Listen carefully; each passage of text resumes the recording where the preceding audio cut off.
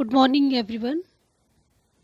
कल से जो हम अमेरिकन रिवॉल्यूशन की जो है बैकग्राउंड पर चर्चा कर रहे थे, तो उसी में कल हमने यहाँ पर ख़त्म किया था कि जो क्वीन एलिजाबेथ हैं, उनके समर्थन से जो है इंग्लैंड ने भी अब अमेरिका में जो है अपनी बस्तियाँ बसाना शुरू कर दिया, अपने उपनिवेश बनाने शुरू कर दिए थे और अमेरिका और इंग्लैंड ने जो है ये जो स्पेन है इसको हरा कर जो कई तरह के जो है इसने जो है अपनी जल युद्ध होते हैं दोनों के बीच में, और इन्होंने अपनी नेवल पावर से जो है मजबूत नेवल पावर से इंग्लैंड ने जो है स्पेन को हराया और वहाँ पर अपनी जो लिए जो है बस्तियाँ बसाना शुरू कर दिया। तो इधर जो है इंग्लैंड में जो है कई इस समय जो ऐसे शासक आए जिन्होंने जो है, जैसे कि आप लोगों ने देखा होगा कि इंग्लैंड की जो अर्थव्यवस्था है वो काफ़ी डेवलप हो रही थी। तो वहाँ पर जो है औद्योगिक क्रांति भी स्टार्ट हो चुकी थी।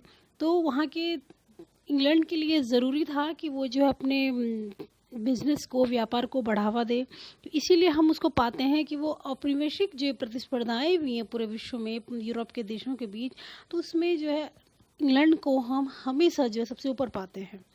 तो यही वजह है कि इंग्लैंड की जो अर्थव्यवस्था थी वो इतनी डेवलप हो चुकी थी कि वो डिमांड कर रही थी कि आप ज़्यादा से ज़्यादा उपनिवेश बसाएं, कच्चा माल लाएं और तैयार माल को बाहर भेजें। अब ये देखिए कि 1606 में इंग्लैंड के राजा हैं जेम्स फर्स्ट ने, इन्होंने जो है दो कंपनियां हैं इंग्लैंड की, इसमें लंदन है और एक का नाम है प्लीमथ, लंदन कंपनी और प्लीमथ कंपनी। इनको ये कहा कि आप जाएं और अमेरिका के कुछ क्षेत्रों में उपनिवेश बसाएं और व्यापार करें। 1775 तक हम पाते हैं कि वहाँ पर जो है 13 कॉलोनी जो है बस चुकी थी। 1607 में कुछ अंग्रेजों ने वर्जीनिया क्षेत्र की जेम्स नदी के किनारे जेम्स टाउन नामक बस्ती की स्थापना की, और ये जो जेम्स टाउन है यहाँ पर तंबाकू की व्यापारिक संभावनाएं काफ़ी अधिक थी। 1607 के बाद जब जेम्स टाउन बसाया गया, और 1775 तक तो हम देख ही चुके हैं कि 13 कॉलोनी जो है यहाँ पर बस चुकी थी।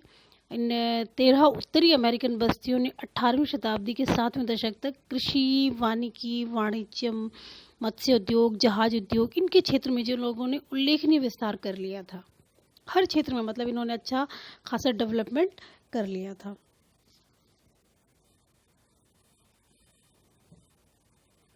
अब आप देखिए कि अमेरिकी उपनिवेश में जो है इंग्लैंड या यूरोप के लोगों का आना जो है बहुत कठिन कार्य था, क्योंकि बेटा हम जब देखते हैं कि अमेरिका, जब आप मैप देखेंगे तो आप पाएंगे कि जो अमेरिकी महाद्वीप है और यूरोप है, इनके बीच जो है एक अटलांटिक महासागर पड़ता है। तो इस महासागर को पार करना, इतनी लंबी यात्राएं करना, मतलब किसी भी यूरोप वासी के लिए जो यहाँ ये सब कुछ सोचना कि हम अपना देश छोड़कर इतनी कठिन यात्रा करके जो है अमेरिका में बसे, क्योंकि एक तो दूरी बहुत ज़्यादा थी, बहुत लंबी लंबी समुद्री यात्राएं करनी पड़ती थी, और यहाँ पहुँच भी गए तो यहाँ के मूल निवासियों से तो आपको संघर्ष करना ही था।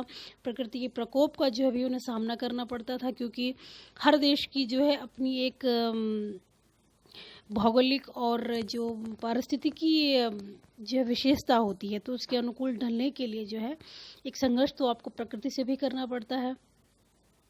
लेकिन फिर भी यूरोपीय आकर इन उपनिवेशों में बसे, क्यों बसे होंगे? आप सोचिए इस बारे में, क्यों बसे होंगे? तो देखिए, इस पर हम देखते हैं। जैसे कि हमने अभी तक पढ़ा है कि यूरोप में जो है लगातार जो है लंबे समय तक जो धर्म युद्ध चलते रहे, आपस में ही जो यूरोप के देश कई समय तक लड़ते रहे। तो इससे क्या है कि यूरोप में निरंतर हो रहे जो जनसंहारक युद्ध थे, सॉरी अब ये गलत यहाँ पे प्रिंट हो गया युद्धर, तो इसको आप युद्ध पढ़ेंगे।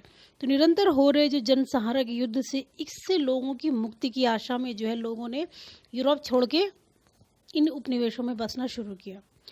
होता क्या था यूरोप में कि जो निर्धन लोग थे उनको दास बनाया जाता, अमीरों के हाथों में जो है उन्हें बेच दिया जाता, या युद्धों में इनको ज़बरदस्ती झोंक दिया जाता। तो इससे बचने के उन्होंने क्या किया कि अमेरिकी उपनिवेशों में बसना ही उचित समझा। आर्थिक लाभ के अवसरों की लालसा थी लोगों को, कुछ लोगों को धार्मिक स्वतंत्रता की लालसा थी, क्योंकि हमने देखा है कि किस तरह से जो है वहाँ पर कई तरह के संप्रदाय जो है 30 वर्षीय युद्ध के दौरान हमने देखा कि कई तरह के धार्मिक संप्रदाय जो है वहाँ पर पन पे। और अगर राजा का जो है जो धर्म है वो जनता के धर्म से अलग है तो राजा उनका उत्पीड़न करता था। तो इस तरह के जो उत्पीड़ित लोग थे, इन्होंने अपनी धार्मिक स्वतंत्रता की लालसा में और इस राजनीतिक उत्पीड़न से बचने के लिए जो है इन उपनिवेशों में बसना उचित समझा। और 17वीं शताब्दी की धार्मिक उथल पुथल जिसने लोगों को अपना देश छोड़ने को विवश किया। उपनिवेश के विभिन्न धर्मावलंबियों में मतभेद तो था, लेकिन फिर भी उनमें एक मौलिक एकता थी। और मौलिक एकता क्या थी कि वो मातृभूमि में जो प्रचलित व्यवस्था थी उसके प्रति असंतोष सब में था। मातृभूमि मतलब उनकी जो जन्मभूमि थी, वहाँ पर जो प्रचलित व्यवस्था थी या कुव्यवस्था जिसके कहें, उसके प्रति जो असंतोष था वो इन लोगों में एक एकता का कारण बना।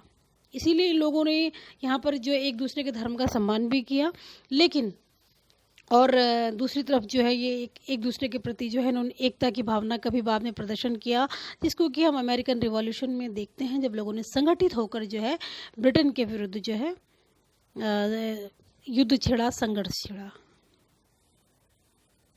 अब थोड़ा सा हम देखेंगे कि उपनिवेशों की भौगोलिक स्थिति थी क्या।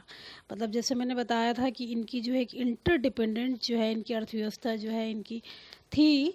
तो वो देखिए किस तरह इनकी जियोग्राफिकली जो इनका स्टेटस था इन उपनिवेशों का, वो क्या था।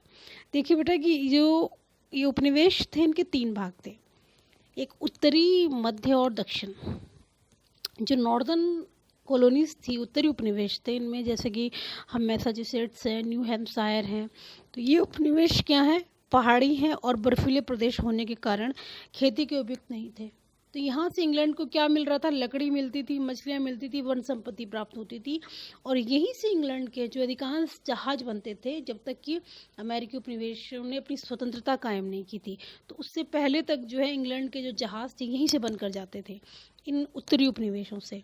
तो मध्य उपनिवेशों में न्यूयॉर्क, न्यू जर्सी, मैरीलैंड आदि थे।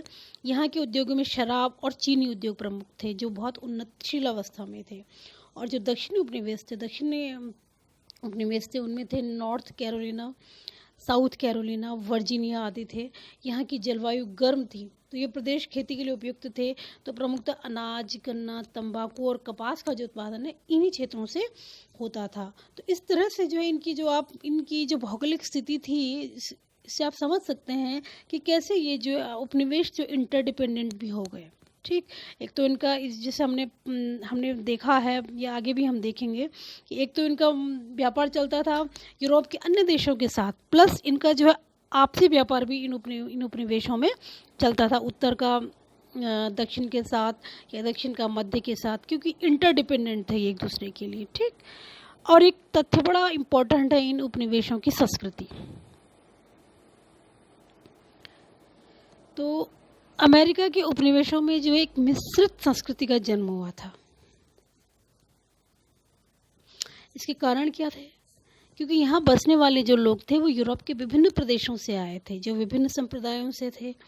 इनके भिन्न भिन्न शासन थे, संगठन थे, कानून थे, जीवन यापन के साधन भी सबके अलग अलग थे, क्योंकि कोई किसी देश से आया था, कोई किसी मत को मानने वाला था। तो जो है इनके जीवन यापन के जो तरीके थे वो भी एक दूसरे से अलग थे। अतः यहाँ एक ऐसी संस्कृति का जन्म हुआ जिसमें अनेक तत्वों का मूल विद्यमान था, और विभिन्न धर्म, विश्वास और भिन्न प्रकार के कार्यों को करने पर भी यहाँ के लोगों के सामने समस्याएं एक जैसी थी, जिसके लिए मिलकर संघर्ष करना आवश्यक था। देखिए जनरली होता क्या है कि जहाँ कई तरह के धर्म और विश्वासों के लोग होते हैं, जनरली हम देखते हैं कि उन लोगों में संघर्ष होता है। लेकिन यहाँ पर हम उस संघर्ष की स्थिति को नहीं पाते हैं। क्यों? क्योंकि ये सारे जो ये लोग बसने वाले जो यहाँ पर लोग थे, वो एक तो अलग अलग प्रदेशों से, अलग अलग देशों से आए थे, और सबके सामने अपने सर्वाइवल के लिए, जीवन यापन के लिए एक जैसी समस्याएं थी। भाई जब आप सर्वाइवल की बात आ जाती है, तब आपका धर्म हो, आपका विश्वास हो, वो चीज़ सेकेंडरी हो जाती है। सबसे पहले आपका हो जाता है कि आप अपने आप को सर्वाइव कैसे करेंगे नई परिस्थितियों के अनुरूप।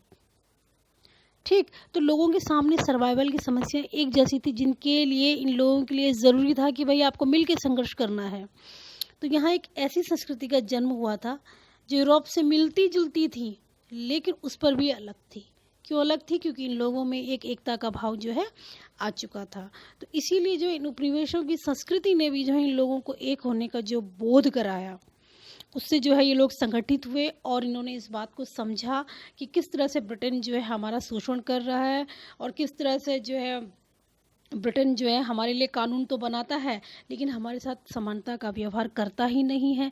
तो इस तरह के बोध ने जो है इन लोगों को जो है स्वतंत्रता संग्राम के लिए एक क्रांति के लिए तैयार किया।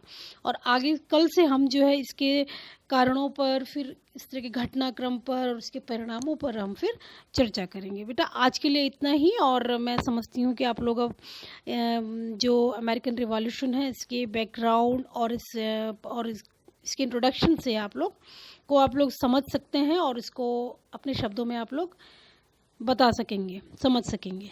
चलिए बेटा आज के लिए इतना ही। Thank you.